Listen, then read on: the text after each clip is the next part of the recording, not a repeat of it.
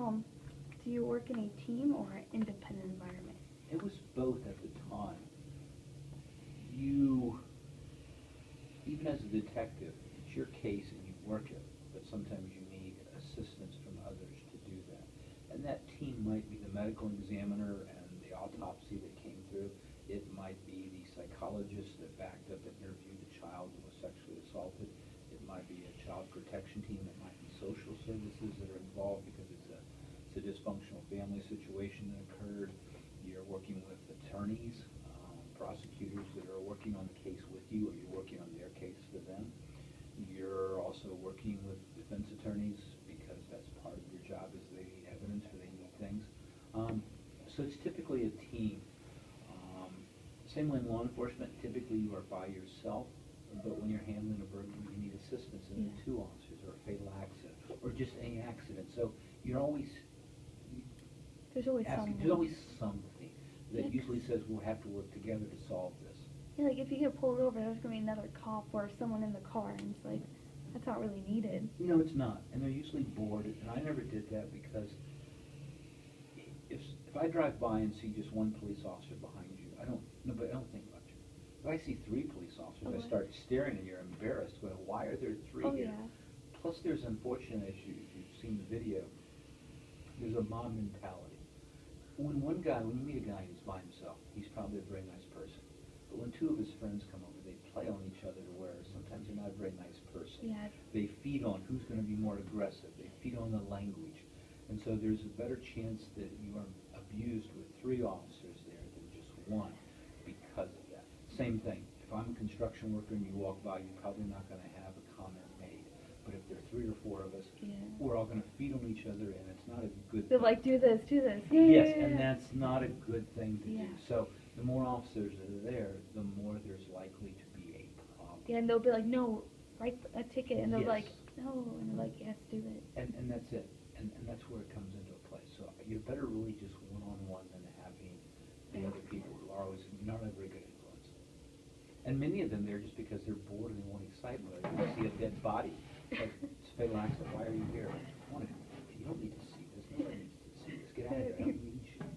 You're just curious. You can go home and tell your friends, well, I was there. It's just not right. And that's not all officers. It's usually the younger, more immature that have difficulty. Yeah, but if you say like being like pulled over or something is like one of the worst things that you can like experience, because you're put into a childlike, no matter who you are, you're made to a little child, and the police officer is the parent. He's the party person that's going to scold you, and maybe I'll give you a ticket, and maybe I'll lecture you. yeah, you're like, please don't, I'm sorry, I'll never do it again. Yes, so you do, and you learn to play it, and it's just, So those are nice. Does the style impact your work? Why or why not? the style. Okay. Like the team or independent environment? If you work with very good people that are professional, then it's great. If you work with people that are not as professional or motivated as you, then it has difficulty. But that's in any job anywhere. It's even in a group project. If you're doing a group project as a student, and you have people who are enthusiastic and believe and see it, then it's great. But you always have some that probably don't see eye to eye, and so it hinders you because all they want to do is complain but not come up with suggestive ideas. So like kind of depends on the people you're with? It's just, that's just human nature. That's just not law enforcement. That would be human nature. If you get like the lazy one that's like, nah, let's not write any tickets. Exactly correct. What do you like least about your job? You encounter people, the people you typically encounter as a police officer are having their worst days. You see them at their worst. You see them with problems. Nobody calls us and says, I'm having a really nice day. Things are going well. Would you like to come out and say hi? Yeah, would you like pull me over today? You're dealing with conflict. You're dealing with difficult people, even good people at their difficult times. And there's no easy answer. It's a complex issue why people do what they do, and it's a complex issue how we solve it. And police do not have the time, energy, effort, or training or expertise to solve domestic violence been going on for 15 years. I can't solve it in 10 minutes. I can't solve the youth that ran away because of the complex diversity and dysfunction of the family. That's an end result. I can't deal with your schizophrenia, I know this, but yet that schizophrenia is causing conflict because some people may not like you naked on their front yard Yeah. taking a nap. Yeah, a cop can't fix all of I that. can't. And so people think we can't. And so it's frustrating because people call us to think we could solve it in 5 or 10 minutes, and it's not. And many times it's a civil issue. Child custody, it's a civil issue. We can't do anything. Well, why not? And the same token, you say, I think my boyfriend's going to kill me. We can't do anything until after he kills you, for Yeah, the most exactly. part, because no law has been violated yet. Yeah, it's just like, yeah, but can't you get like a restraining order? Yeah, but a restraining order is only as good as a piece of paper is written on by the person it's served on. If you're a good person, and I tell you to stay away from your boyfriend, you will. But if you're not a good person, and I have to give you this piece of paper, you could care less about that piece of Yeah, paper. but it's like, isn't it if they go within that feet, they get like arrested? But sometimes people invite them to get them arrested. Yeah, it's true. In other words, I would do that. that's exactly what people do. And once you agree to meet with him, the restraining order is nullified. You have to go get another one from the court, and the court probably won't do it. Because you like accepted it. Because you accepted Can't it. you be You like, violate, you went and got it with these conditions. But when you violate those conditions by getting him there or meeting him for a conversation, then the whole restraining order is gone forever. Because you violated the contract. like, can't you be like, no, I didn't? No. And people do. And a restraining order can help, but if I serve it on a good person, they're going to stay away anyway. Yeah. And if I serve it on a person who doesn't care, they could care less. If they're bent on hurting you or making your life miserable, they won't do it. So it's difficult. I can send you a letter saying the electric company you're past due. If you could care less, it's not going Yeah. to You're not gonna do that. Unless the power goes or the off. yes, then they have something. But there's some people that just don't care, and so if I Until give them a piece of paper and say you're supposed to care, they don't care. But you have to remember emotions, which is what love, jealousy, hate, anger, all the things that get us as law enforcement into your life because there's emotions going on and nobody has common sense. Then emotions, this piece of paper means nothing when it comes to emotions. Yeah. It defies all law. I love him. No. Yeah. I don't care if he's abusing And me. so I'll take him back, even though he's been abused. Yeah, for 10 it's years. difficult. I understand that because my first degree was a psychology degree, so I understand. It was female psych, so I understand Walker's cycle of violence and all the things. Police don't understand. They just say, "Why don't you leave?" It's not that easy. There are mutual friends. There are mutual children. There are grandparents, in-laws. It's not easy to leave. And where am I going to go? If he really wants to track me, he will. And you just can't say, well, start a new life.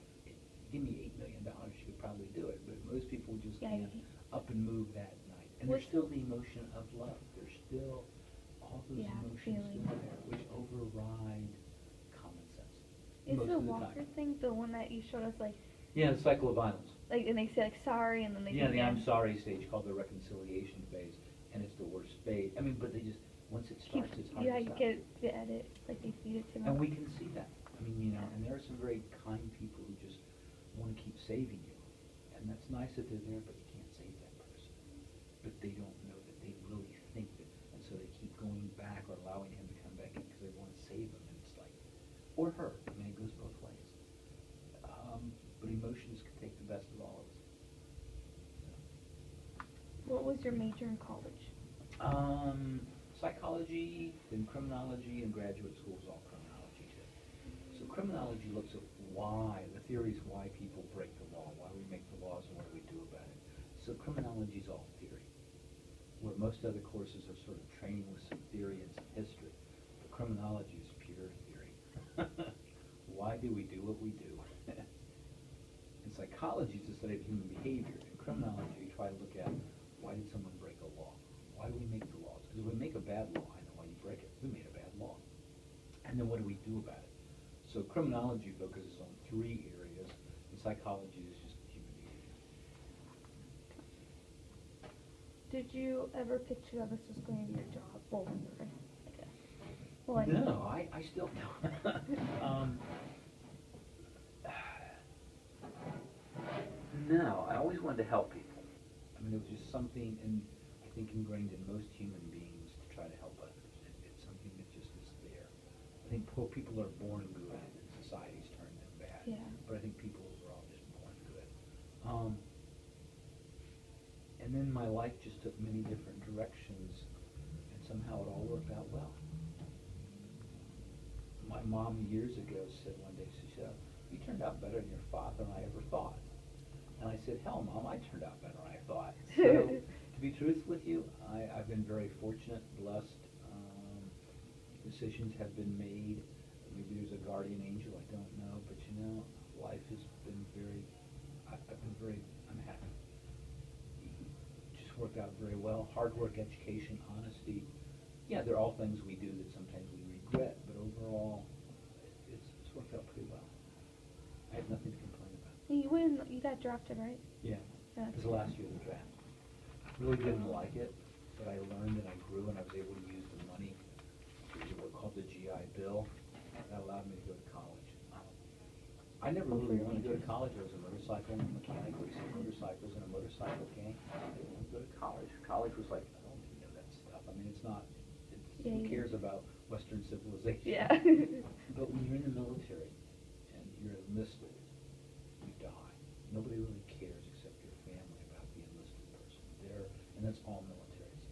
Who cares? You're a nobody. I mean, you're just a nobody. But if you have a 4-year degree, you become that officer. An officer, you're a gentleman, you must salute them. And so I realized that that piece of paper doesn't make you smarter, but the world recognizes you. You have a better chance for a nicer life with that piece of paper. Which is why you're in college, too. Yeah. You can do a lot of things, but that piece of paper It's is better a union card to a better respect by societies and more openings and more jobs that are nicer.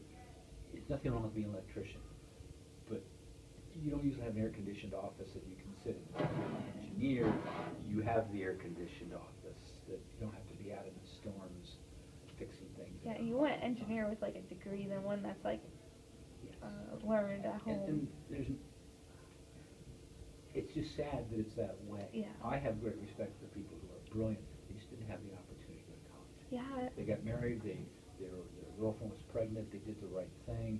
They had to help out the family. They became a trade. They worked in a factory. They just never went on to college because the circumstances didn't allow for 4 years of not bringing money in and spending a lot of money going out for 4 years. So a lot of people I know, I admire garbage men. They're doing something that I don't think I can do. I'm glad they do it and do it well. I could do it if it's what it took, but I mean, I'm just trying to say, I never looked down on anybody because we needed everybody. There was like a saying that I read that's like, what if like the person who has the cure for cancer can't afford education? That's exactly it. And if you're a neurosurgeon but your car doesn't work, how do you get to the hospital to save my life? So the auto mechanic's better than the neurosurgeon because neurosurgeons don't live within walking distance of the hospital. Yeah, they always live out in the suburbs with their nice house and a nice life. And if their car doesn't start without a mechanic, they can't get to the hospital. Save lives. So I've always been humble. I see people as people. We just have different lives and different avenues and different expertises. As long as you're happy with what you're doing and you're making a difference in people's lives, be proud of it. So it's a good way of life. Describe your current path to this job. You know, before you can educate people and share, you have to experience it yourself. You could have your PhD in child psychology, but if you don't have any children, I'm not going to listen to you much. The path was being a human being, and during the times of upheaval, of turmoil, of military wars, protests, drugs are bad, drugs are good, a little long hair's bad. Traveling throughout everywhere through the world, meeting people, then becoming a police officer in so many different ways and seeing so many things, but then going back to graduate school and focusing on why that occurred and how we make it better, how we prevent it.